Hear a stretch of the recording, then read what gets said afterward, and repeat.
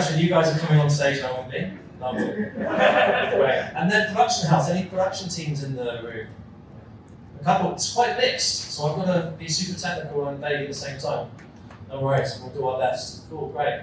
So, first things first, those that do not know me, I'm no one special. I started just like anyone interested in taking content or pictures or video. I'm self-taught. I started shooting with this little thing here. This was a Christmas present back when I was like 14 or 15, or 16. Hello, I am Lee. Welcome to my YouTube channel. I am a photographer based in Dubai.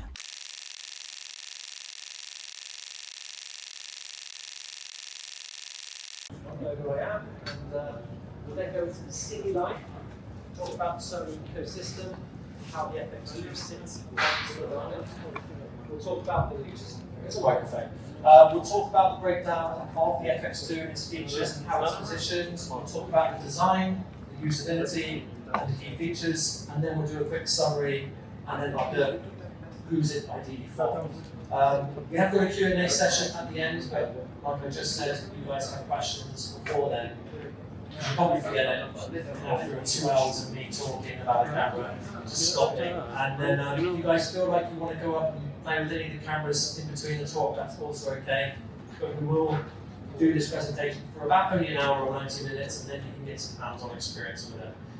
Myself and a lot of other guys from Sony are here today, as well as the amazing team from Advanced Media. So they are here to help you ask questions, answer questions, and if there's anything super technical, you can always come back to me. All right, cool. Any questions before we get started? All good? Amazing, cool. Right, so I like to ask a question to you guys first. I want to know who's in the room. So hands up if you guys, if anyone is like a student or like doing this as a hobby and is very, very new. So who in the room is at that level? 2, 3, 4. Don't be shy. 4. Okay. Who is a freelancer? This is 3 years or less. Well, there's a senior freelancer, like I'd say 3 years above. But who's a new freelancer? 2, 3, 4. Okay, cool. And who's like a established, really knows what they're doing? Okay. My trick question, you guys are coming on stage now with me. Lovely. Great. And then production house, any production teams in the room? A couple, it's quite mixed, so I've got to be super technical and vague at the same time. No worries, we'll do our best. Cool, great. So, first things first, those that do not know me, I'm no one special. I started just like anyone interested in taking content or pictures or video. I'm self-taught. I started shooting with this little thing here. This was a Christmas present back when I was like 14 or 15, or 16, I forget now, it's so long ago. And I used this just to take pictures of me kiteboarding when I was a young lad. So I had this really weird hobby. You know kite surfing in Dubai? We have terrible beaches in England. So you have to do it in fields. It's not very good. So a bit more colder, a bit harder when you fall. But I took this camera and I just wanted to document my hobby. And I didn't think back then I want to be a filmmaker. I was just documenting something I really enjoyed. And that's kind of what got me into the trade, in a long story short. I just loved capturing moments, capturing what we got up to, me and my friends, and we ended up getting sponsored. I got in the newspaper, in the local paper in my town. I ended up getting brands giving us gear. And then I went and studied motorsport engineering. So when I got about 19 years old, I joined Castle Coombe Race Circuit. It's a little race circuit down here. It's a tiny little village in the UK. I'm sure none of you guys have been there, but it was a really cool privilege to kind of be involved in something with motorsport, because that's my second passion, so kiting and then cars. And I was actually employed by them to do the event coverage, because they knew that I was good with content for my kiting days. So I studied there, and they were like, look, let's give you a job. You know what you're doing sort of with content, and I learned on their sort of, I was being paid by them, I was employed. I learned on their wallet just to hire equipment and just learn to shoot. So I didn't study this at all. In fact, my first ever event film, I actually shot the entire thing on 2700 Kelvin, which for those who don't know is a really incorrect light balance for an outdoor event. And all my footage was blue, and I didn't know what was going on. So I'm really self-taught. I wish I invested in education sooner. I have done over the years. And since then, I've managed to network my way through the industry, and I ended up shooting professionally after about 2-3 years of being in the circuit. So I made all my mistakes, I did everything wrong, and then I ended up meeting people, and I accidentally, because back then it was accidental, I managed to network with a few racing car drivers. I got an opportunity to go self-employed, and then after never leaving the UK before, about 21, 22 years of age, I travelled around Europe and shot some of the biggest names you can think of. We were working with the Renault World Series, I was doing TV shows for Sky News, I'd worked with Nissan, I'd done stuff for Time Attack, and Ferrari Challenge. They flew me around all the race circuits in Europe, and that was an amazing privilege. And then I ended up, because of the network of the motorsport industry, I ended up moving to Dubai in 2013, so I was 23 at the time. And yeah, we've now got a production house. So when I first moved to Dubai, I knew what I was doing with content at that time, but I didn't know how to sort of scale the industry. So that was my second hurdle. I had the hurdle of learning the trade, learning the cameras in England, but then when I got to Dubai, I had the hurdle of learning business. So that's been my journey in Dubai. I've been here for 12 years, and we slowly but surely made our way up through the industry, and we're now a reputable production house. It's called First and 10 Productions. We have about 150 clients on regular rotation. I'm also a Sony Ambassador, as you guys know, which has been a great privilege. I've been with them for 5-6 years now, and they keep bringing me back, which is great. And yeah, I'm also a mentor for filmmakers as well, so I have my own program where I help people guide their way through this industry, which is very rewarding because I get to see people grow. And yeah, we've worked with some pretty big brands like J. Shelley, Will Smith, Aston Martin, Red Bull, Emirates, etc. So now I'm running a team of 12, and I'm pretty much responsible for shooting all the content there and growing it. So it's been an amazing journey, and that gives you a little run through that. Any questions so far? Good. Cool. So I'm going to show you quickly my showreel, which will give you a little taster of the work we've done over the years.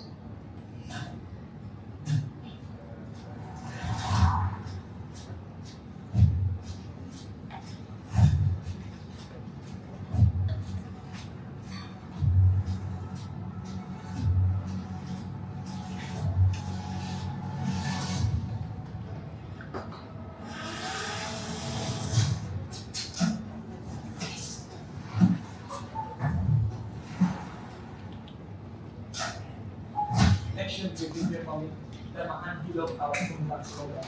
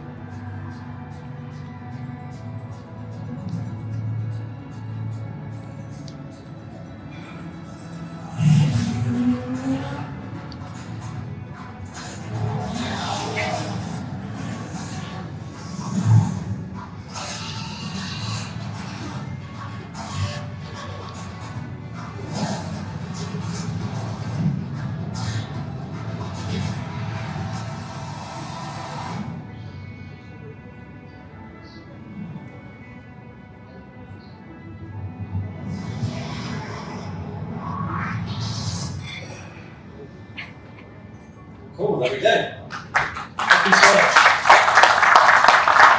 So that entire showreel was shot on Sony cameras. Does anyone know what camera?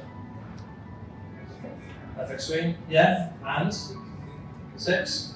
Anything older? Does anyone know any older? FS5, 7s, 55s?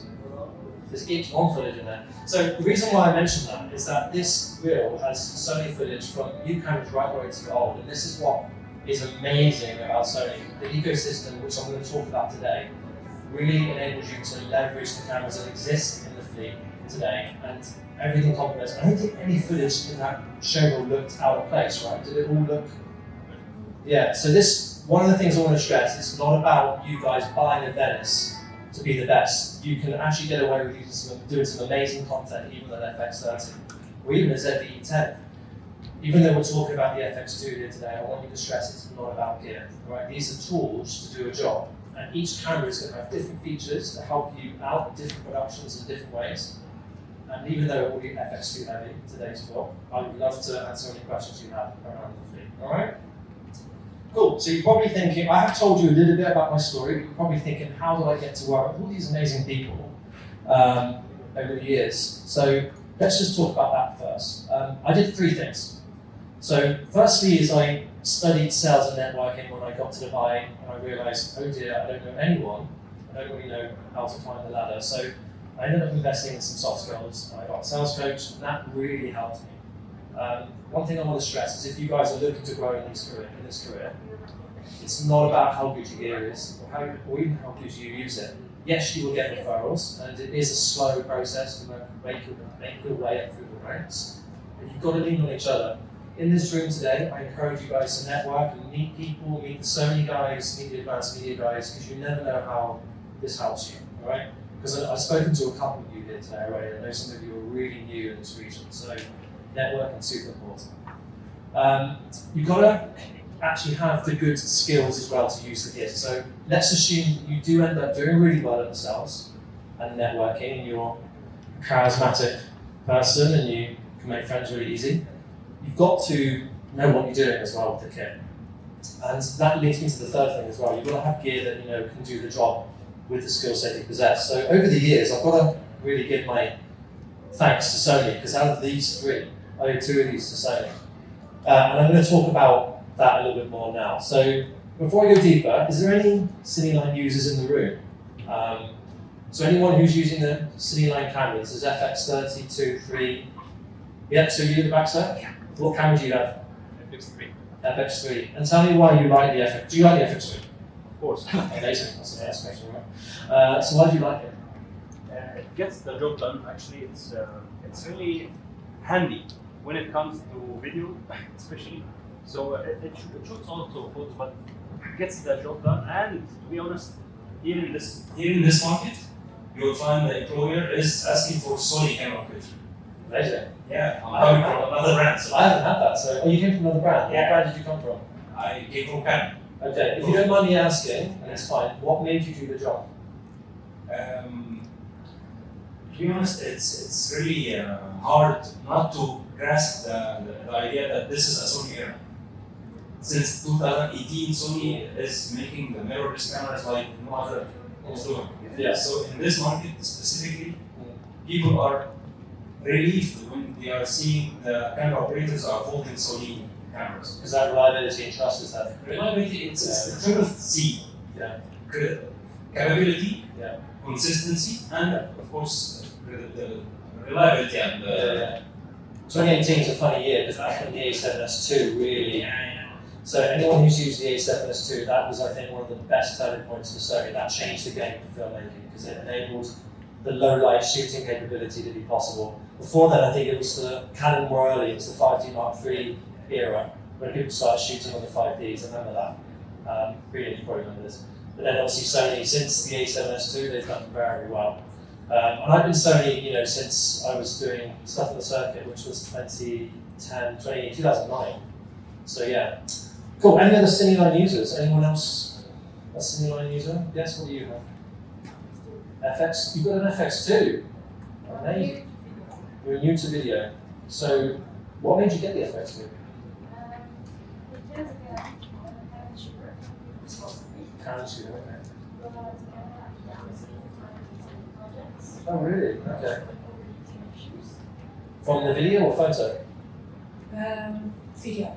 So when I was shooting photo, it was okay, it was really heating up. And Yeah. the moment you start to do video, Yeah. it started to give me issues and I had to stop some of the And you're a professional, right? So you can't have the tools let you down. No way. Yeah. Clients go if you that happens, So right? yeah, and then of course Sony has done an amazing job in promoting their products, and Right. you see the better production houses using Sony's. So I was going to go for the Sony FX2, but because I had a new tuning videography, I'm making the transition. Yeah. It was like, should I go for that? Am I going to be overpowered or not? Or do I still want to have a little bit of flexibility hybrid? Because I always feel safe in photography. Yeah. So that's why I ended up with the Amazing. FX2. Well, it's lovely to have you in the brand, and hopefully we can value today. Thank you. Amazing. How long have you been here? 11 years. Oh, so you're like me. Long time. Wow. Amazing. Cool. Thank you so much for sharing. Any other CineLine users? Not a problem if not. Yes, two over here, and then we'll move on. Cool. So, man in the yellow first. So I've had the FX3 since it came out. Yeah. And haven't looked at any camera ever since. Okay, so FX3. Yeah. What made you get that one?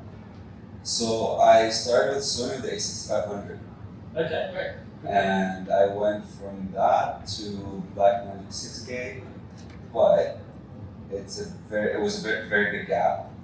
Yeah. So it's not running out. No, yeah. And it was like specific jobs with the Blackmagic, and then I was like, okay, fine. And now again, like my friend said, people started asking specifically for Sony, and I was like, okay, I've used Sony, I'll jump back in, and that was the FX3 when it first came out. And the capabilities were, I think it was let's say the following on to the A7 S2, because the S3 didn't come out yet. Yeah. So the FX3 was like the closest to like the low light and everything, and like in a compact body. Nice. And then the low light capability and all that. And You're happy with it? Super. Amazing. Great. Cool. Thanks so much for sharing. Speak to that's all, yeah. I primarily use Sony A7 IV, but I have an FX30 that I use, and I use FX3 as well. I used to be a Canon user, and I was same experience of the overheat, and especially shooting outdoors over here, you just can't afford to have a camera that overheats, and there was a few embarrassing moments that I had to tell the client that I need like 20 minutes for the camera to cool down, and that's when I just decided I can't afford to do that anymore, and then I switched completely to Sony. Yeah, true. Amazing. Thank you so much for sharing, guys. Cool. So I'm gonna just ask one more question. This is to everyone now. I think you see where I'm going with this. These are tools, right, to do their job. I know some of you might be here for a hobby purpose, but I'm curious to see what you guys pick in a camera when you buy something. So I'm sure most of you guys in the room have bought a camera, or interested, or maybe looking to buy a camera. That's why you're here. Unless you're a bit lost, it's fine. We can enjoy it. But tell me, what would people buy in a camera? You need to buy a camera. So what are you judging this decision on? What are the things that you care about? I think it's because I have You did not use it. since like 2000. The point is the client here, why I have been like 4 years here, that the client asking for something. Okay.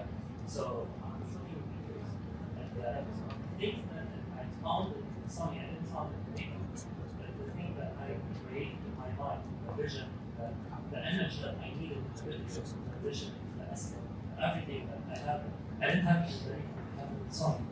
So the image is the one. The image is what I taking it out of the video. Okay. Then I need to make So my question is, FX2, it's recommended by Netflix or not?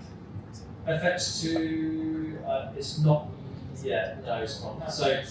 But the 3 is, and again, don't hold me to it. I'm pretty sure that that's being looked into, unless there's no reason. But I will let you know. So I'll give you details later. Because it's important between like the production of the camera. It's Yeah. like to something. Yeah. Need that FX3 and so Yeah. why I need to buy that?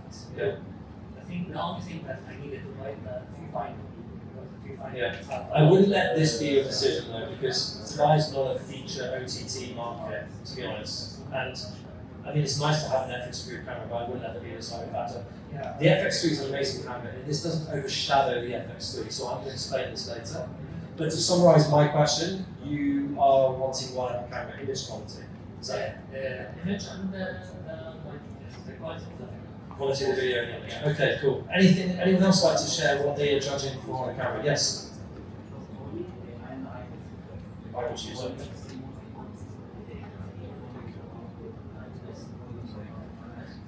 Stabilisation. Okay. So this is my point. Amazing, stabilisation. Great. Okay, cool. Thank you so much for that. Anything else you'd like to share? Yeah.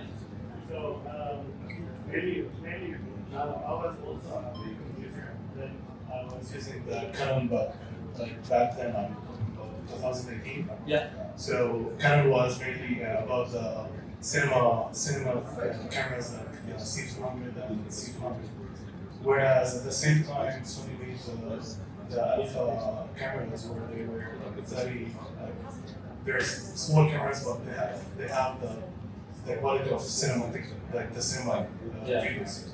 So back then, my friend had the alpha Sony alpha camera. I forgot which one. And I was using it because I was covering a few things in Lebanon where we used to have some revolution things. So I was covering that at night. I was going there at night, taking some videos and photos. I go back home, and I wasn't imagining that Sony would give me that quality of video with low light, Right. where for me it was the trigger where it's gonna be Sony. So no there doubt. where I judged the camera as it's Sony, not other things, not Canon, because it's a small camera having a great quality. Great, amazing. Thank you for sharing. Cool. Great. So, okay, move on. Anyone else want to jump in? Just one more. Okay, we'll do one more. Hi, good afternoon. I am also a Nikon user, more than 15 years. Already I have all new camera of Nikon like Z9, Z6 III, everything. And I have a plan, inshallah next week I buy a FX3A. About because so many times I go to the events with another company, all of them have a FX3. Me, I have Nikon, Yeah. and the quality is usually different. And anyone asking, bro, you have a FX3? I said, no. Okay, I'm sorry. I did So a really, you had FX3 time. You had because for example, you see here 4 photographers, 4 videographers. All of them have a FX3. Me, I have Nikon. For the You really get Nikon, wouldn't you? for the one Nikon coming between another FX3, the color, the everything is huge different. Got it. Yeah. I need everything same because my job just for the event and concert.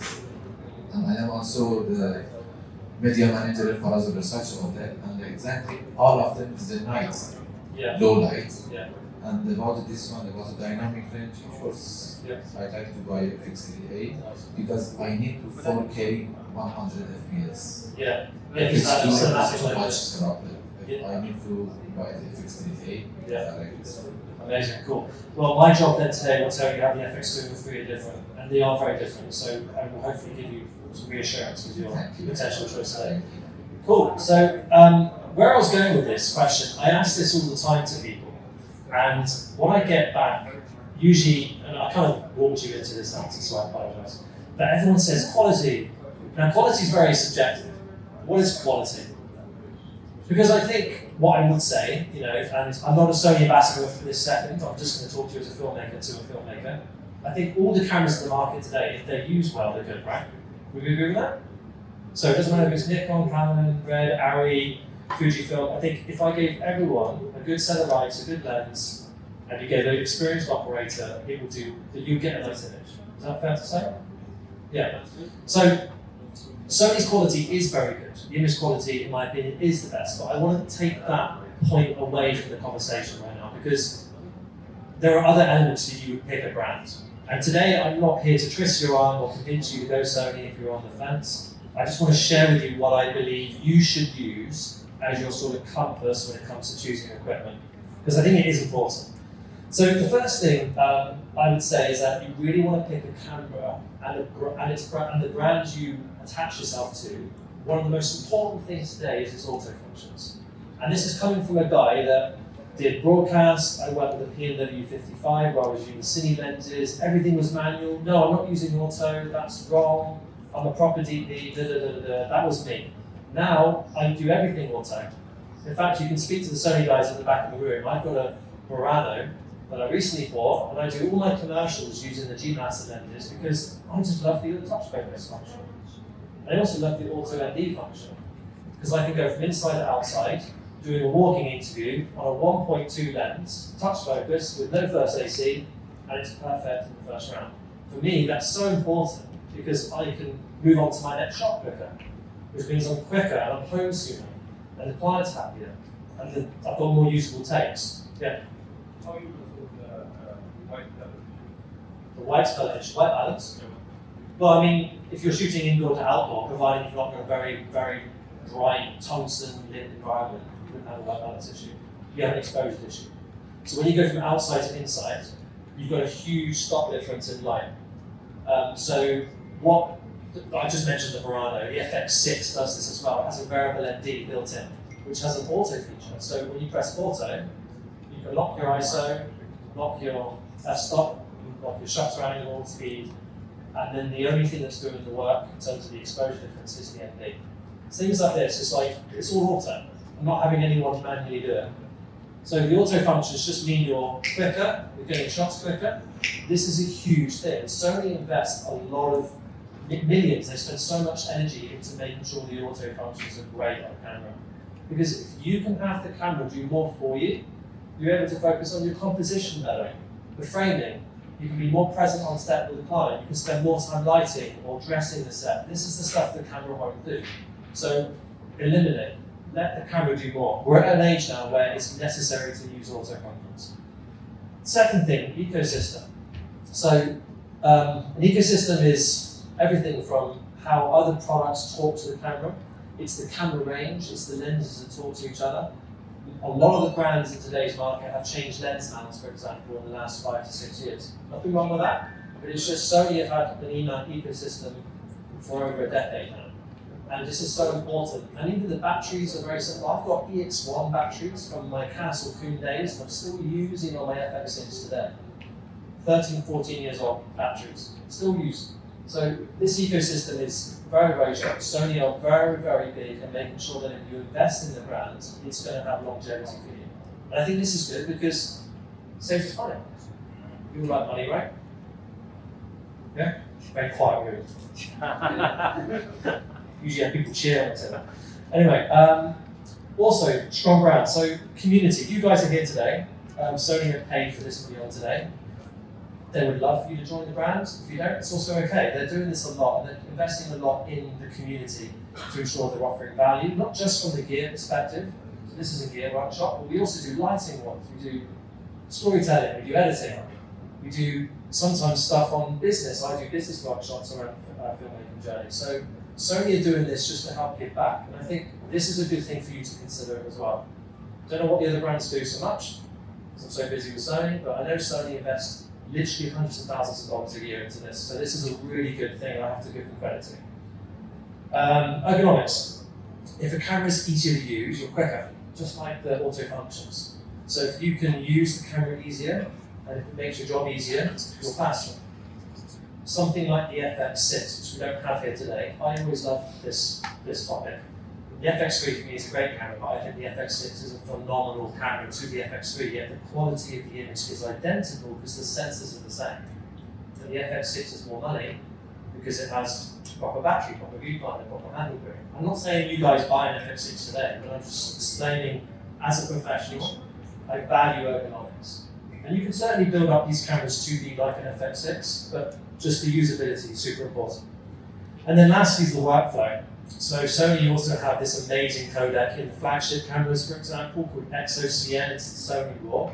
You can edit that in an 8K timeline using a MacBook Air. I don't know any brand on the planet that enables you to edit RAW 8K in a timeline on a laptop. So this is something that Sony are very driven to ensure that you guys are supported. Because I think we've all been behind a computer late at night trying to get a video done, and it's like crashed, Premiere crashed, or DaVinci crashed, or whatever program you use. So yeah, and that's down to the sort of way the formats and the codecs are put together. So yeah, so this is why I think Sony's leading the market. And I'm going to show an example video just now. So this is me with my phone I've got here, with an FX6 mounted on a truss over a swimming pool. I'm doing a shoot for speedo. Now what I'm doing here is I'm changing my focus, my white balance on the menu. I'm putting an ND on and off. I mean, I'll just start it again. So that's me turning the ND on. I can press record, playback, blah, blah, blah. Everything on the camera I'm doing with my mobile phone. And this is what I'm doing. The reason why I'm doing this is I'm getting a top-down shot of a swimmer going across my frame from left to right. It was a shot on the storyboard. And it's annoying because sometimes we have these commercials where there's a shot that the director wants. And it's like, God, that's an hour long, just that shot, just the setup of it. So for me, this is enabling me to achieve this shot minus these things. So I've got no first AC needed. First ACs are normally responsible for focus pulling, supporting the camera, attaching the fizz unit. So this is focus, iris, zoom. These are the three things most lenses, obviously all lenses have. Cabling, monitors, production time. I've saved, honestly, in Dubai, probably about 10,000 dirhams, just for this one feature.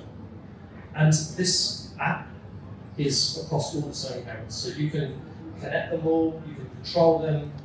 With my iPad here, like I can take pictures with the FX2 or 3 and it's wirelessly feeding to the app. I can give this to my client, or I can walk around the set, just press record on all the cameras when I'm doing a podcast.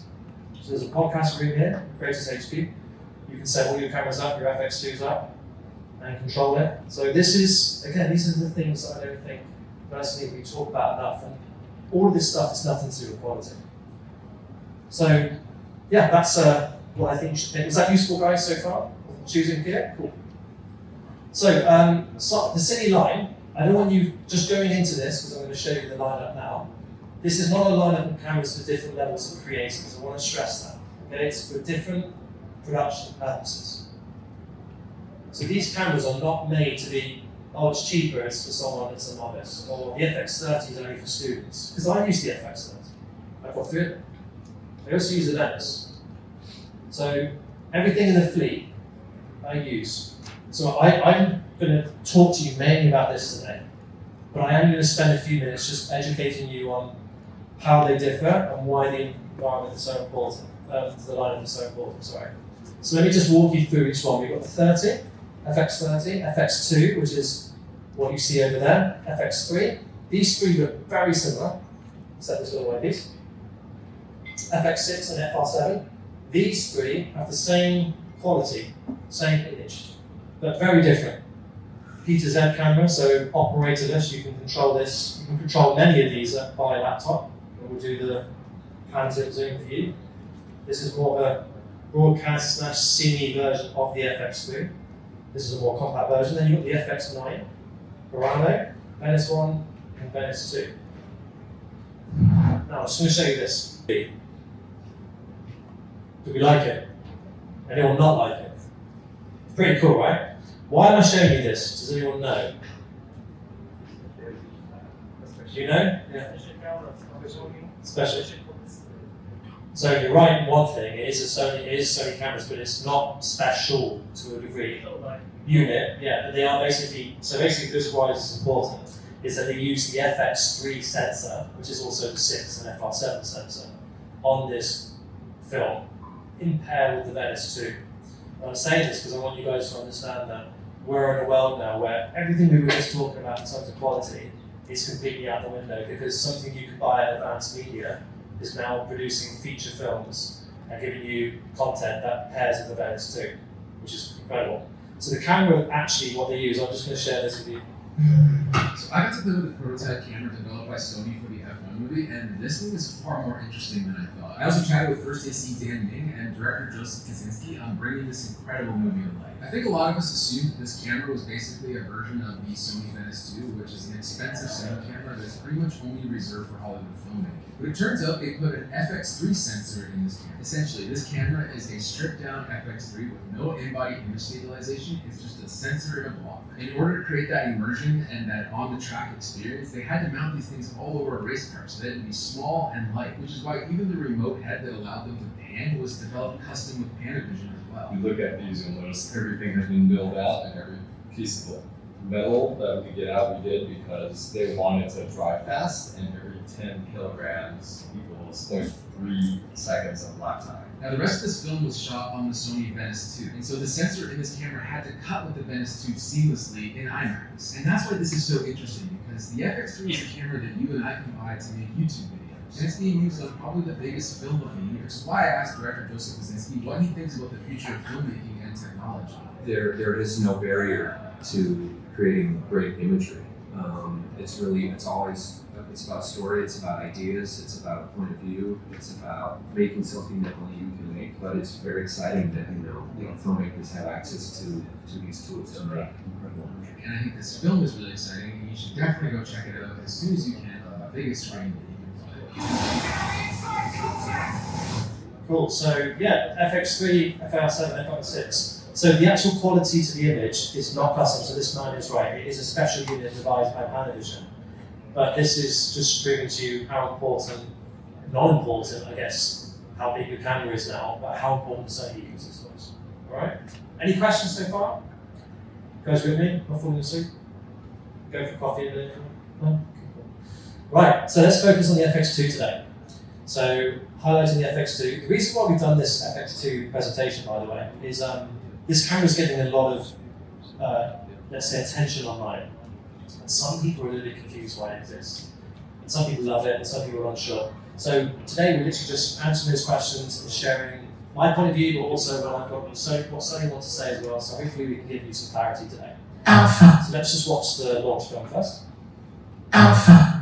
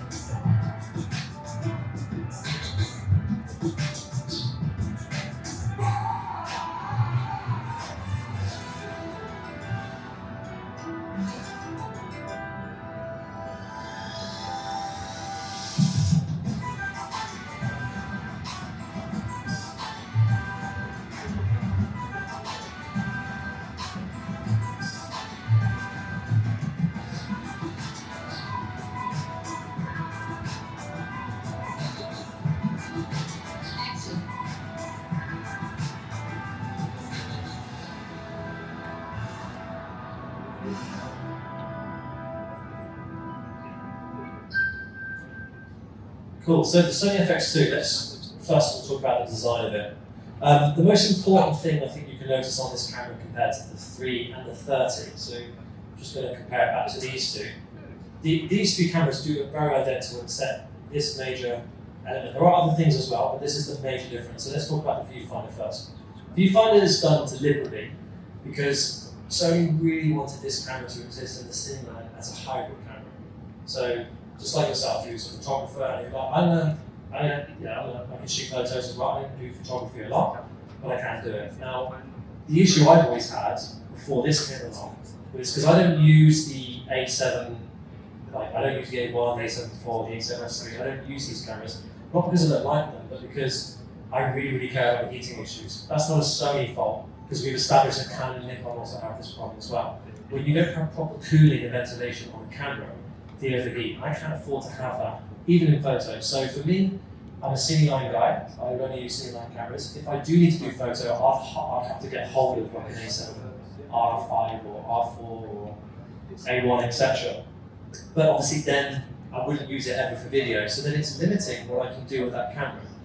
So for me, to have something that can do both just means that I can then use that camera for one production, one day as a photo camera, or then as a video. So I'm making more money because I'm planning my shoots where I've got my team going out doing shoots, and every single camera, if it's sat on the shelf, it's not earning me money. I want this thing to be a tool. So the viewfinder means that you can then use it as a proper photo camera. I love that for that specific reason. It's a really detailed viewfinder. Highly recommend you give it a go. Behind the back of the camera as well, you've got these larger cooling fans. So going back to the overheating, these have got cooling fans. In fact, I'll pass this around.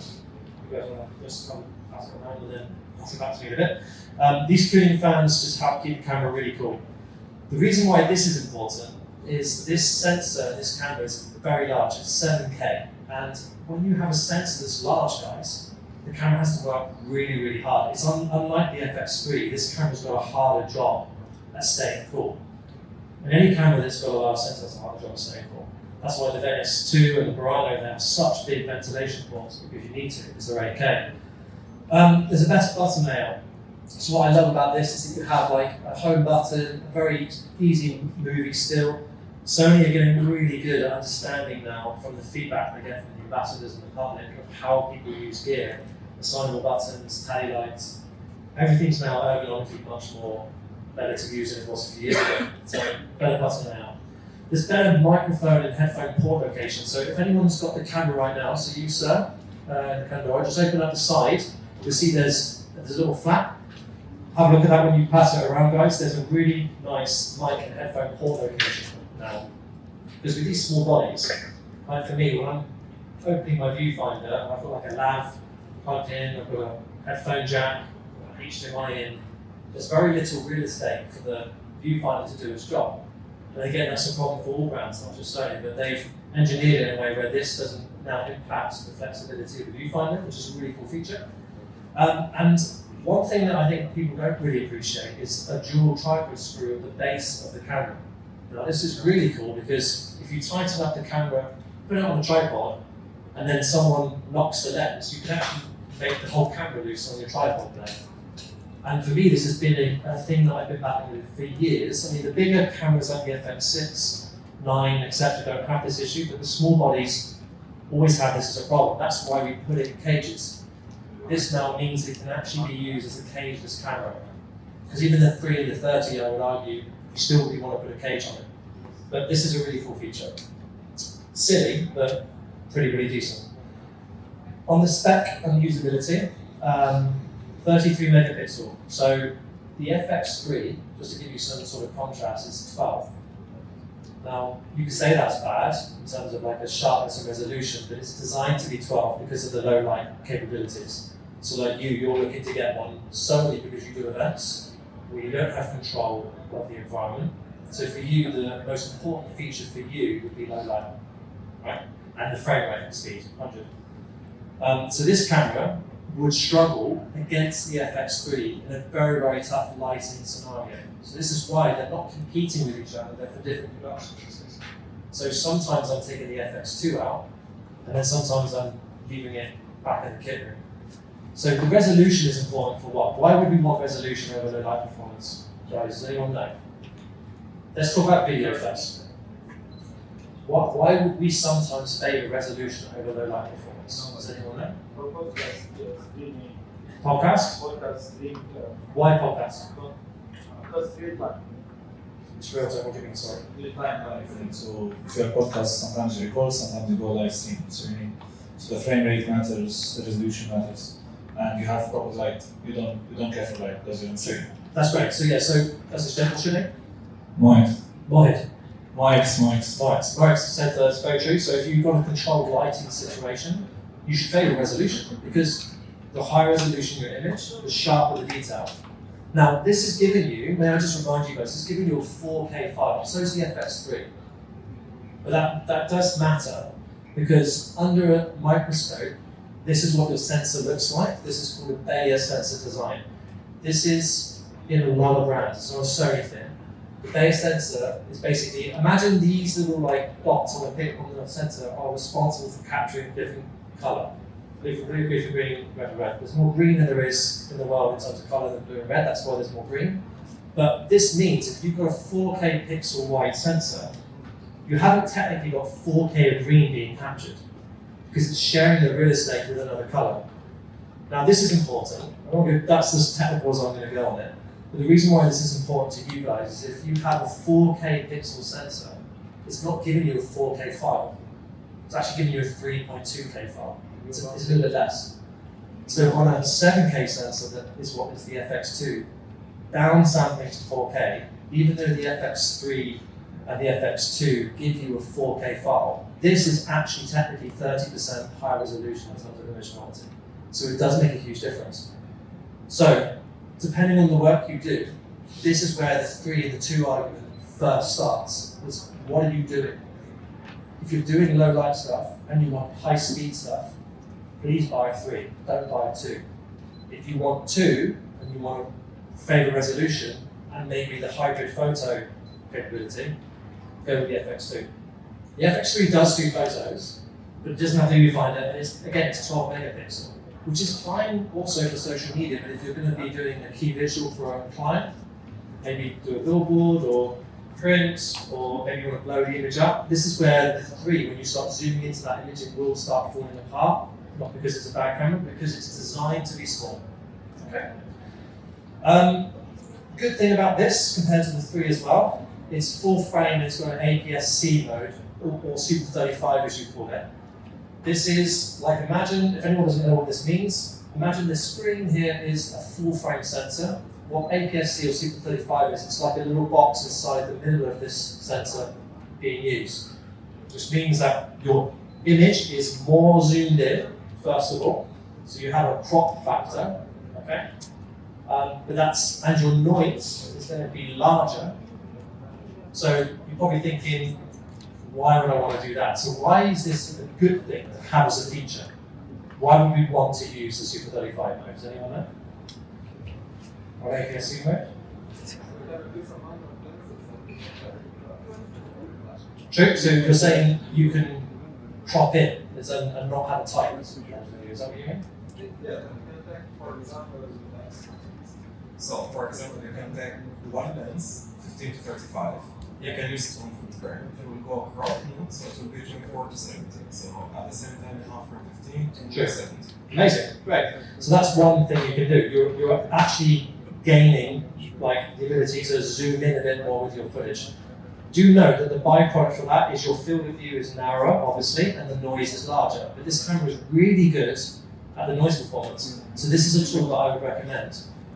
What else? There's another reason why APS-C or Super 35 is good. Does anyone know? Anyone else want to guess? They use APS-C lenses. Yes. Perfect. So, what's your name? Arkan. Arkan said you can use APS-C lenses. Why is that good? But again, apart from you just wanting to use APS-C lenses, why is that a good thing? Do you know? Flexibility, maybe. Flexibility. Maybe other brands. For example, I have one lens, it's 16, I think, from another brand. I can use Like a it. Cine lens or something? No, Or just another brand? no. Okay. Cool. Yeah, Flexibility. Yeah, flexibility. So flexibility, I would say that also Super 35 or APS-C lenses are cheaper. So why this is important to you? Let's just say you guys are new, you want to buy a camera, and you're like, oh, I'm going to spend all my money on the FX2, and I can't even afford a 2470. Don't worry, there are APS-C lenses available that are cheaper.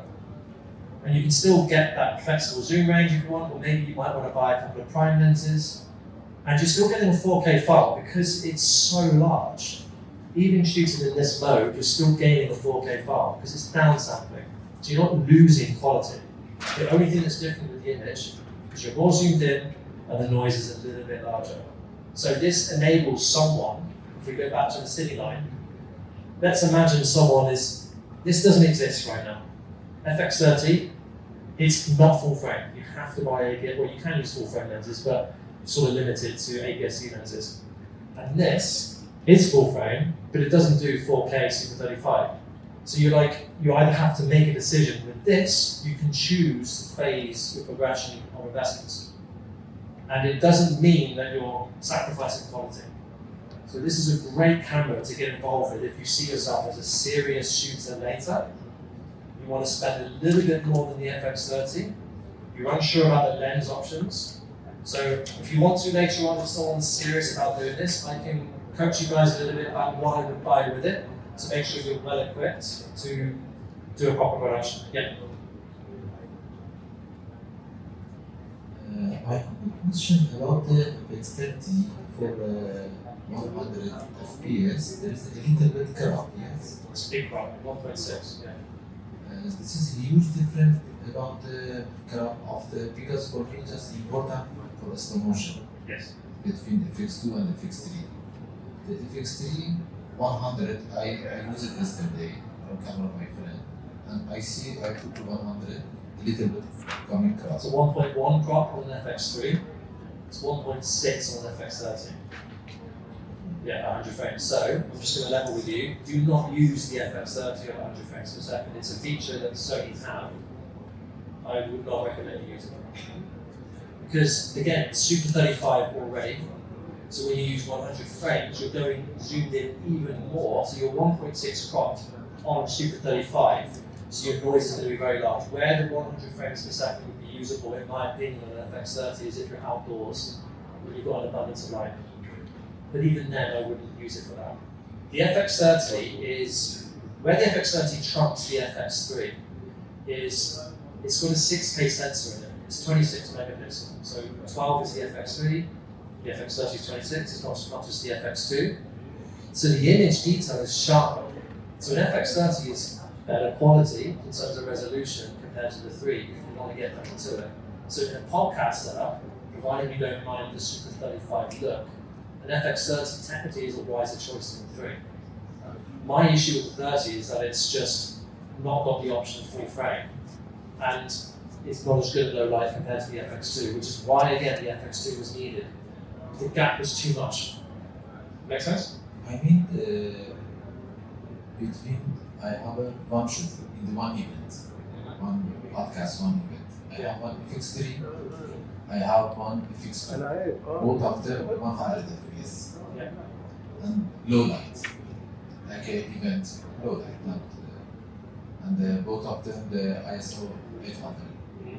The quality same, because there's FX2 coming crop, and about the noise, about the dynamic range, huge difference. Dynamic range is the same on all these cameras. But if you're shooting in a controlled lighting situation, the 2 and the 3, in terms of the image quality, the 2 would be better because it's got more resolution behind it.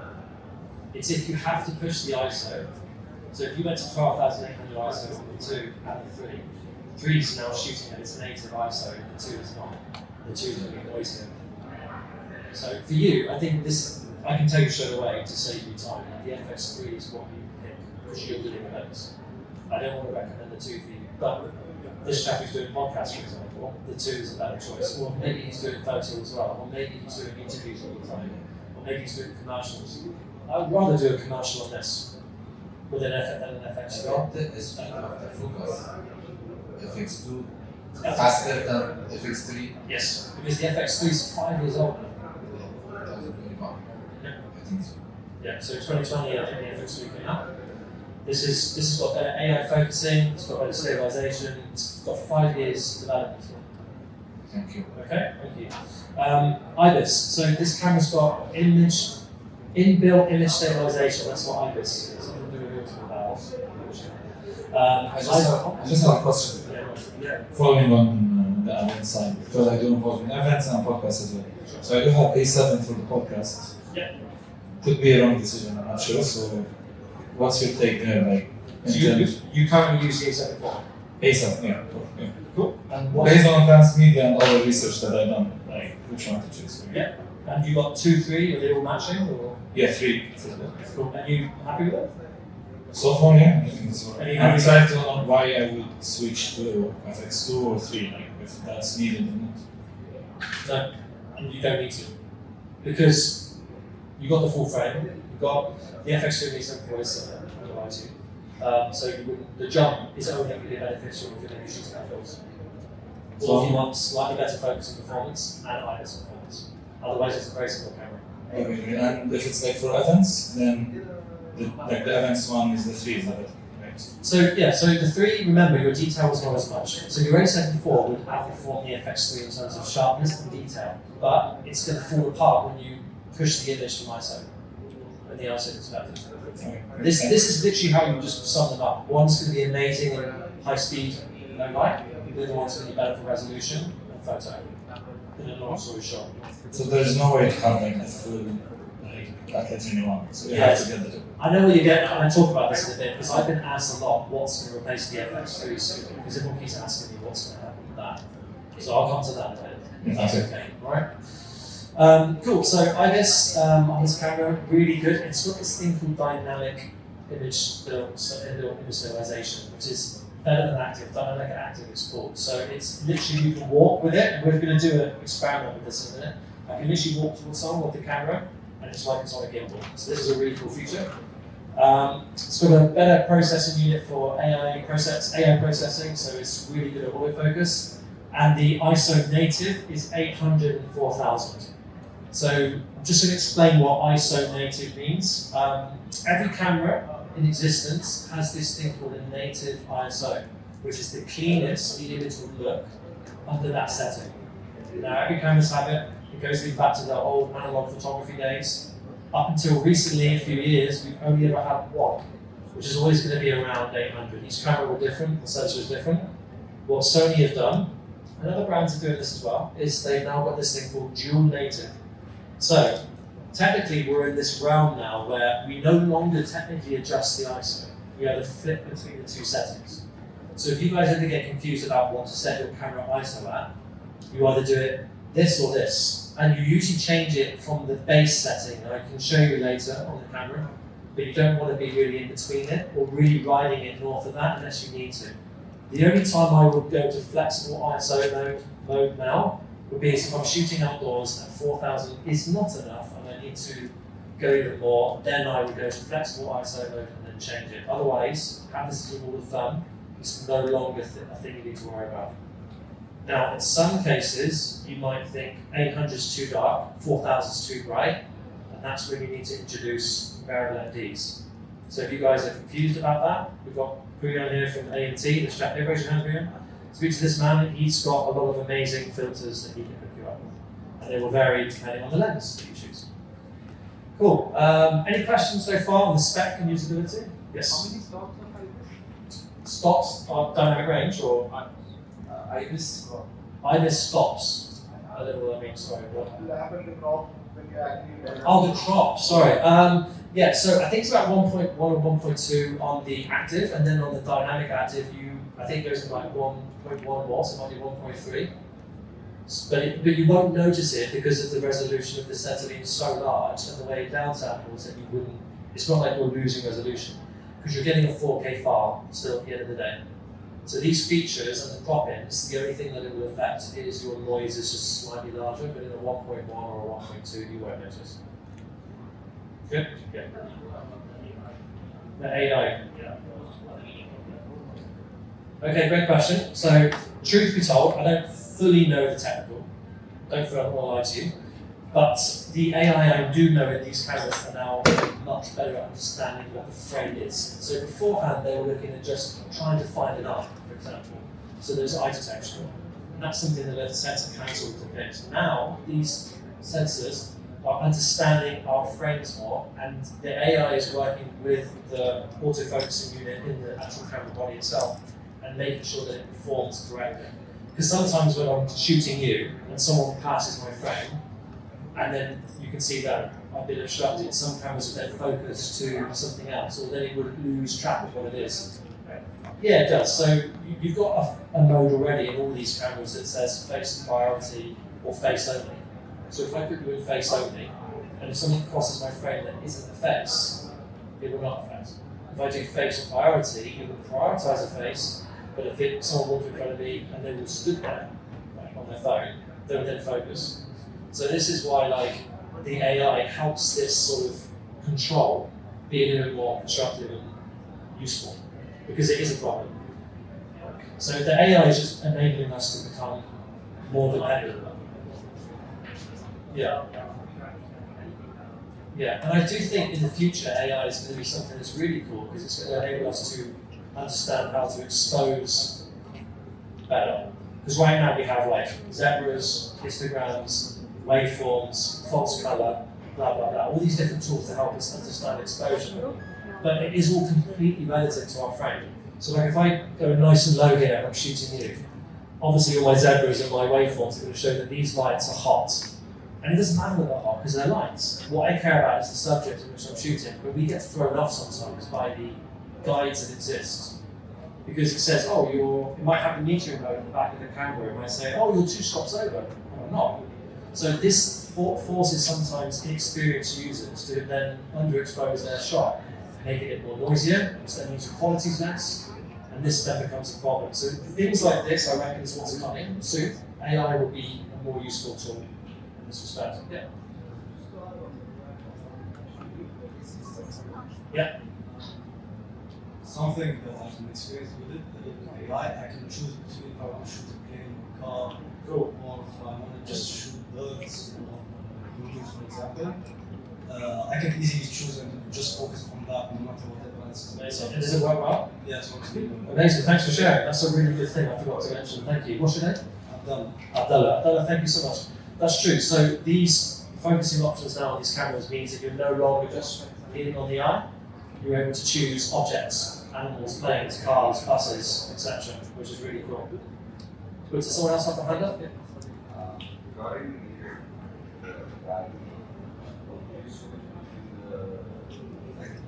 average of the whole frame, or do you ever do that, or like this part metering? Because I came across that recently. Because what the camera does is you can change the metering, the guide basically. Yeah. But which one would you say is the best one to like? Okay, so if I'm looking at you as the frame right now, everything's quite uniform. If you look at me, this is going to be brighter. So your metering is shot. I wouldn't encourage you to use metering.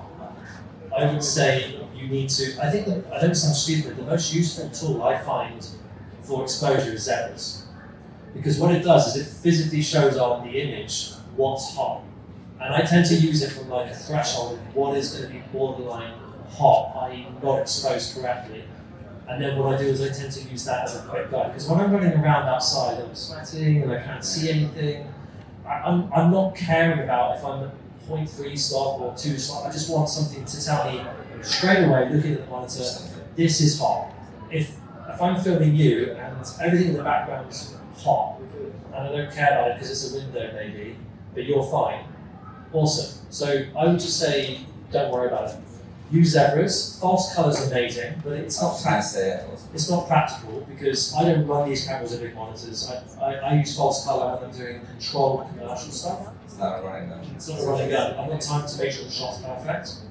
But this whole concept of exposing correctly was an issue 5 years ago. Now these cameras are so good at dynamic range and recording the information, you can pull these back very well. So what do you use again? FX2. Yeah, so you're fine, dude. I mean, you'd have to be really using it wrong for the camera to let you down, exposure-wise. Have you had an issue or not? No, it's just I look at the meter and it's just flashing. Yeah, forget it. But I'm like, I see it fine. It's a gimmick. I know professionals use it, so this is my opinion. I do not use it. All right. Cool. Any other questions? Does the eyes one you mentioned like the native one? Yep. The assumption all options. Is that goal? Sorry, rephrase the question. So if you have a setting, so if I want to set, you're referring only to FX, like for these ISO settings, or? Oh for no, any so one? the A74 does have dual negative, right? Yes, sir. It does, yeah. So if you got the A74, it does have dual negative the same as this. I can't remember if it's 4,000 or 3,200. Yeah, so the FX2 is going to be slightly better. It's 800 ISO more sensitive than the native. So I would, you want to be at either 800 or 3,200 in your example. Yeah. And if you need to go in between, I wouldn't. I'd use NDs. So I mean, I said if I set native, it means not the auto option. It's a manual. Auto means that wherever I point my camera at, Yes. the camera's going to go, oh, you want to be this one, Yeah. which I wouldn't do. Okay.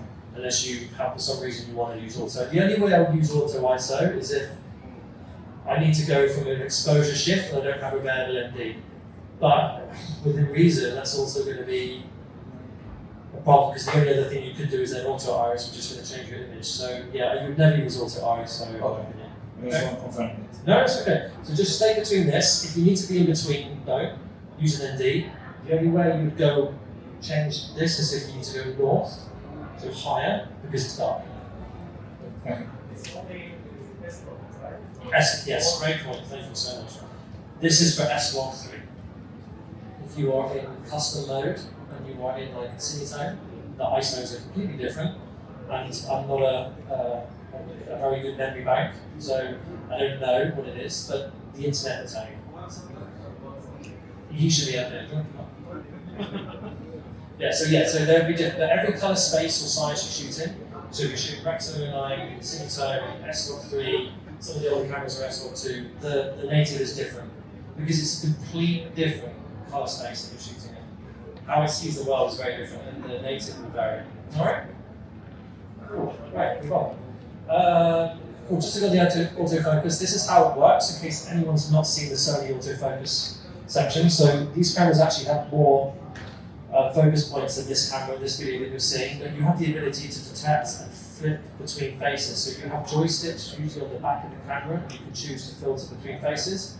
And this is me touching the FX6. You can even use the monitors to do things like focus mode.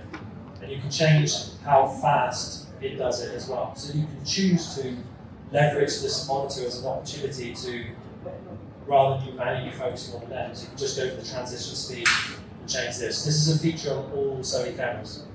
It just means you can just get your shots done quicker and easier.